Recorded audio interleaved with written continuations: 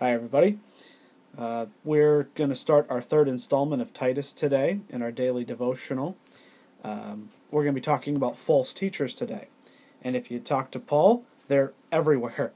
So let's look at Titus chapter 1, verses 10 through 16, and see what we can find out about false teachers and how to deal with them properly. Beginning in verse 10, Paul says this. He says, "For there are many who are insubordinate, empty talkers and deceivers, especially those of the circumcision party. They must be silenced, since they are upsetting whole families by teaching for shameful gain what they ought not to teach. One of the Cretans, a prophet of their own, said, 'Cretans are always liars, evil beasts, lazy gluttons.' This testimony is true.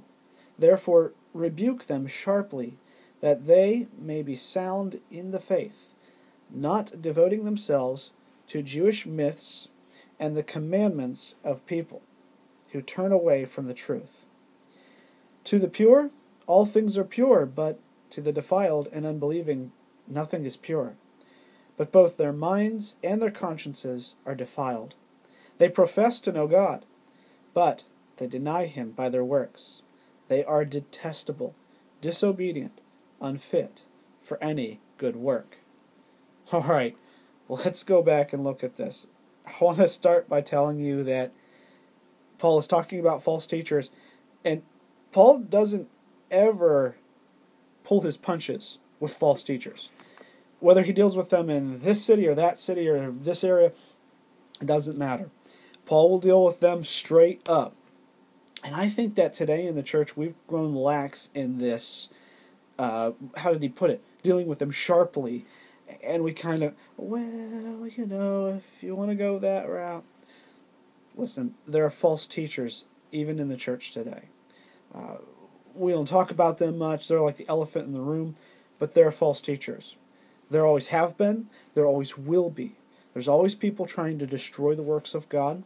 But I would consider that there's different types of false teachers. For instance, there may be somebody who's newer to the faith, or somebody who hasn't really thought about something. They may say something off the cuff and go, "Oh, you know what, I was wrong about that." That's not really a false teacher. They're teaching something false at the moment, but it's not their occupation. They don't love it, revel in it, try to figure out new ways to teach falsely. They just kind of say something wrong and realize it was wrong after the fact. I don't consider those false teachers. I consider those people who just didn't do their homework. And sometimes I'm one of them, as some of my Sunday school classes might attest from time to time. I might get my facts just slightly off a little bit. It's not that I'm teaching falsely, it's that I'm just not using the best example or whatever. But what Paul is talking about here is completely different than that.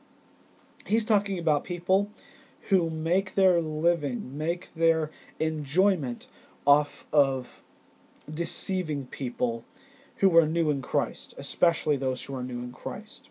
And this is why Paul deals with them so harshly. I would put it to you this way. Paul and John and some of the writers of the New Testament refer to new believers as children. And what's interesting is if you go back to the disciples being taught by Jesus, Jesus would actually say things like, "Blessed are the little children that come unto me." And then he would say about those who would wrongly teach children that it would be better for them to have a millstone, this giant stone hung around their neck, and for them to be tossed off into the ocean and to drown. It was pretty harsh, right? But the whole New Testament is harsh for false teachers because they are deceiving on purpose. Their gain, shameful gain, as Paul calls it, is what they're interested in. They are not interested in people knowing sound doctrine, healthy doctrine, good doctrine. They are more interested in destroying the works of God.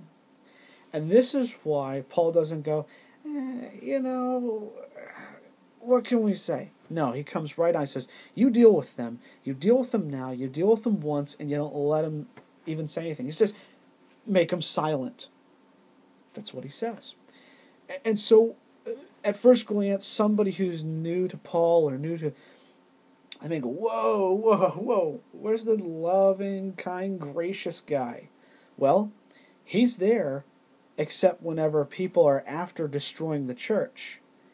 Then, Paul's a whole different animal. All right, so let's talk about just one other thing in here before we close out, and that is in verse 12. This is really important. Paul quotes from a Cretan, he calls him a Cretan prophet. I think he calls him a prophet as a pagan because the Cretans saw him as a prophet. I don't think Paul is saying that he's a prophet like the Old Testament prophets. And so Paul quotes from this guy, whom we believe to be either one of the guys from the 6th century BC, before Christ, or maybe even up to the 3rd century before Christ. This guy's been quoted several times. And so he says, this is really important, we'll get to that in a second, why it's important, but this Cretan native says, in verse 12, Cretans are always liars. You know, they're evil beasts and lazy gluttons. He says this about his own people. You know, and then Paul, this is not a lesson in cross-cultural ministry. Paul, in verse 13, agrees with me that this testimony is true. I believe that pastors and teachers and we as Christians need to be very careful. We need to not become legalistic and judgmental and prejudiced and stereotypical. And I don't believe that Paul's doing that here. There's a big difference between prejudice and what Paul is doing. I'm not saying that this is a recommended method or model for ministering to people of different cultures either. But here's what Paul does. He is not saying his own personal opinion of something. In other words, he's not going, oh, well, you people are like this. That would be prejudice. That would be racist. Paul is taking somebody who is a Cretan, and he's saying what that person has said. And he's agreeing with it because he's worked with Cretans before. And they tend to be like this. Now, there are certain things in each culture. Let's just back up a little bit. Because of the fall of humanity, every culture is going to have some good, some bad, and some ugly with it. And so the things that are good are wonderful and godly, and we affirm those things. The good characteristics in a culture, wonderful things. The evil characteristics in a culture need to be changed by Christ. And so here's what I would say. Just like on a personal level, I was a sinner before I met Jesus. I did horrible things. I thought horrible things. I practiced horrible things. But when I met Jesus, all of that changed. Now, just on an individual level, I have no problem calling myself a sinner. However, in our culture, it is intolerant to suggest that entire groups of people are sinful in some ways. And so, I know it sounds like I'm making fine lines here, but I'm really not. If one person is a sinner, then a group of people together also have sins. And they tend to have common sins.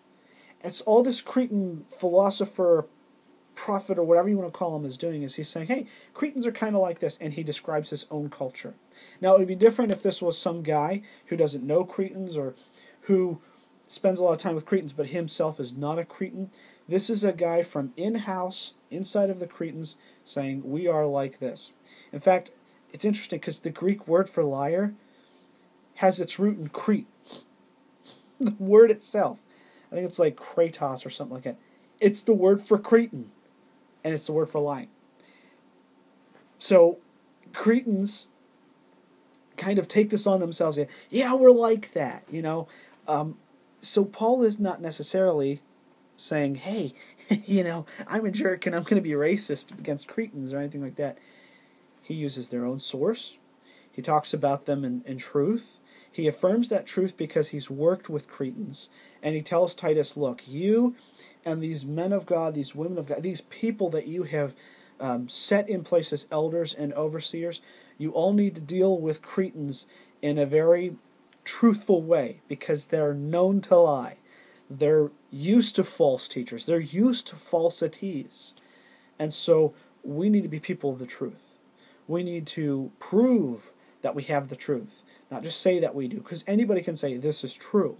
It takes reality being confirmed to be true.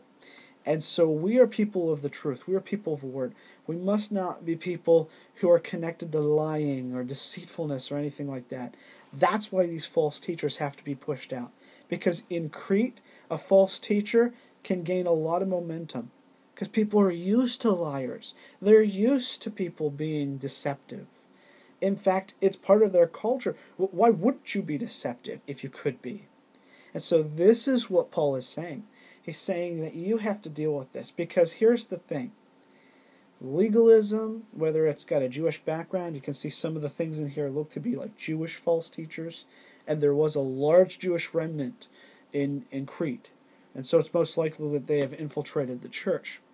But for sound doctrine to be upheld, for godliness to be upheld, for purity, as he talks about in verses 15 and 16, for purity to be upheld as Christians, we must remember that we are separate from the world, that we live a different way. And as much as we need to be in the world and connected to society and to be understanding where things are coming from, and to know our culture and to evaluate it in a godly way. At the same time, we are separate from it. We are not liars. We are not false teachers. We are the real deal, just like Jesus is the real deal. And so we need to remember as we're in leadership that the church needs to be godly and holy and pure because the world around us is not.